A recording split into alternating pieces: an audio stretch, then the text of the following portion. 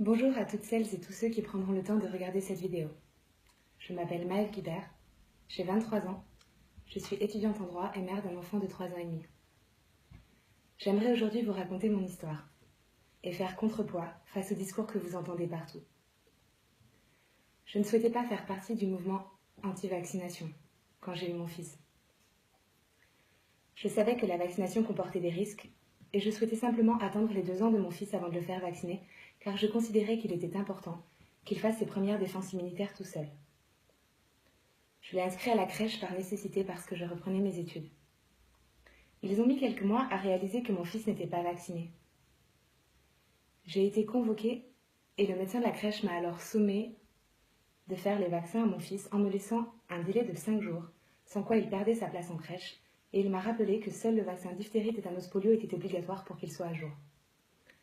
Comme j'étais effrayée, j'ai contacté mon médecin traitant en lui demandant de me prescrire le vaccin DTP. Il a essayé encore, et comme il semblait ne rien comprendre, il m'a dit qu'il ne trouvait pas de vaccin. Et il m'a prescrit à la place l'Infanrix. J'ai refusé. Je rentre chez moi, me documente et découvre que le DTP a été retiré du marché en 2008 car il causait des allergies engageant le pronostic vital. Il n'existe pas d'alternative à ce vaccin pour être à jour vis-à-vis du DTP et donc de la loi. Vous êtes obligé de faire vacciner votre enfant avec des vaccins non obligatoires, comme l'hépatite B, et il vient tout juste d'être reconnu par un tribunal français le lien entre le vaccin anti-hépatite et la sclérose en plaques.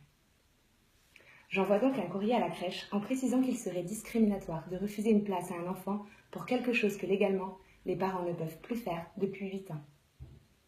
Je reçois alors un coup de téléphone de la médecin de la crèche qui m'informe qu'il existe encore un vaccin DTP, le Revaxis, et que je peux le faire à mon fils comme première injection pour qu'il soit à jour. Soudainement, et en l'espace de 24 heures, il n'est plus question de rappel, une seule injection, et mon fils peut rester à la crèche. Je vais en pharmacie et demande la notice du fameux Revaxis pour découvrir, atterré, que non seulement le Revaxis est interdit à la primo-vaccination, mais qu'en plus, il n'a pas d'autorisation de mise sur le marché pour les enfants de moins de 7 ans. Je menace donc de porter plainte contre l'établissement et contre le médecin pour faute professionnelle grave. Médecin qui démissionne seulement 48 heures après m'avoir menacé d'exclure mon fils de la crèche.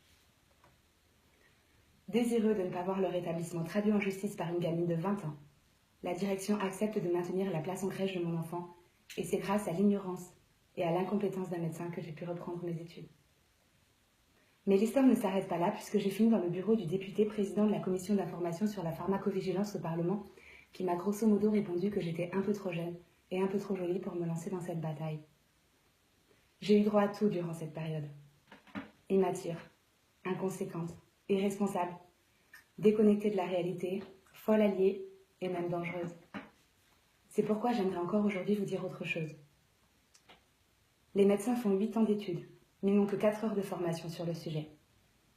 J'ai été à la bibliothèque universitaire de médecine de Toulouse et j'ai trouvé un livre sur la vaccination. Un pauvre bouquin de 70 pages, plongé au milieu de milliers d'autres, écrit par le laboratoire pharmaceutique GSK, dont le titre était « Les enjeux économiques de la vaccination ».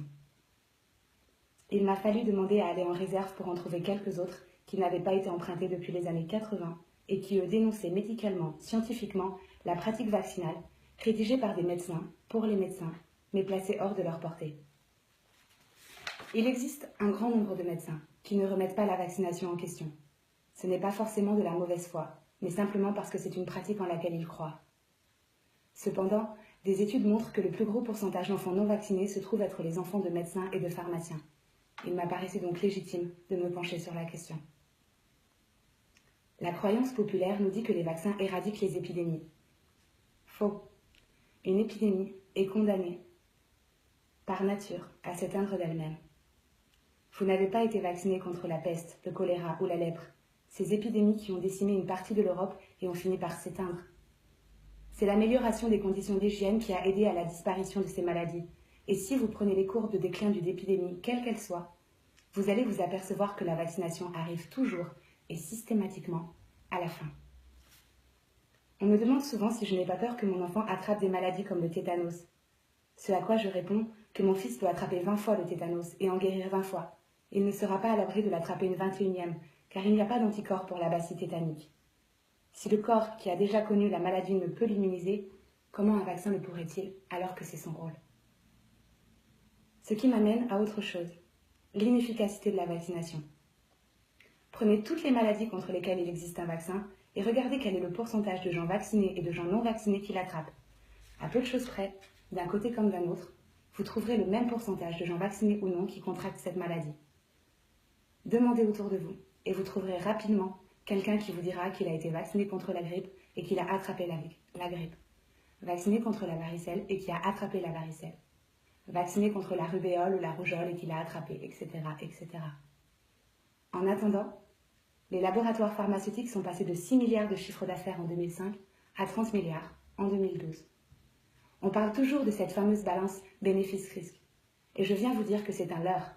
La vaccination est inefficace et elle est dangereuse, mais elle est infiniment profitable. Faites vacciner votre enfant. Détruisez ses défenses immunitaires et vous en faites un client à vie du système de santé. Asthme, allergie, otite à répétition dans le meilleur des cas. Je connais des parents qui ont un budget spécialement réservé aux frais médicaux chaque mois. Ça crée des emplois et ça fait tourner le commerce des médicaments. C'est tout bénef. On assiste aujourd'hui à l'émergence de maladies qui sont devenues légion et étaient rarissimes il y a encore 30 ans. Parkinson, Alzheimer, cancer, sclérose en plaques, boom de l'autisme qui a fait un bond de 210% aux États-Unis avec l'apparition du vaccin ROR, à cause du mercure et de l'aluminium qui se stockent au choix dans les muscles ou dans le système cérébral, créant des maladies d'un genre nouveau inhérentes à notre siècle, que sont ces maladies invalidantes, handicapantes, neurodégénératives ou auto-immunes. Ces grands oubliés de l'histoire de la médecine qui paient de leur vie ce fameux intérêt général.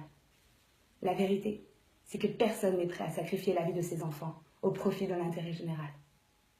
Les produits contenant de l'aluminium et du mercure ont été retirés des commerces car leur dangerosité a fait scandale. Pourtant, ces deux adjuvants restent la base même de ce qui constitue un vaccin. Et que dire de ces stocks défectueux qu'on retire du marché européen pour les refourguer à des organismes comme Médecins du Monde ou UNICEF, à des prix défiant toute concurrence pour qu'ils aillent les écouler à tour de bras en Inde ou en Afrique? Face aux enjeux économiques de la vaccination, la santé publique n'est plus qu'un terme hypocrite et dénué de sens. Qui que vous soyez, et quels que soient vos choix, je vous invite à vous renseigner, chercher, parler, poser des questions aux médecins, soyez conscients de ce que vous faites et ne vous laissez pas aveugler. J'accuse les laboratoires pharmaceutiques comme GSK et Sanofi d'être des menteurs et des criminels. J'accuse tous les médecins, quels qu'ils soient, d'inconscience et d'ignorance sur le sujet de la vaccination. J'accuse le gouvernement et le pouvoir législatif, en particulier nos chers députés spécialisés dans les questions de santé publique, d'être corrompus. Et je pointe du doigt le fait qu'une réforme sur la loi concernant l'obligation vaccinale nuirait particulièrement au compte en banque de nos élus. J'accuse l'ordre des médecins, qui fait pression sur les praticiens en les menaçant de leur retirer leur droit d'exercer s'ils ont le malheur d'aller au bout de leurs convictions. Et pour finir, j'accuse des médias comme France 2 d'avoir fait hier un reportage bidonné, grotesque et ridicule qui décrédibilise une cause pourtant légitime et laisse une fois encore la part belle aux pseudo-défenseurs de l'intérêt général.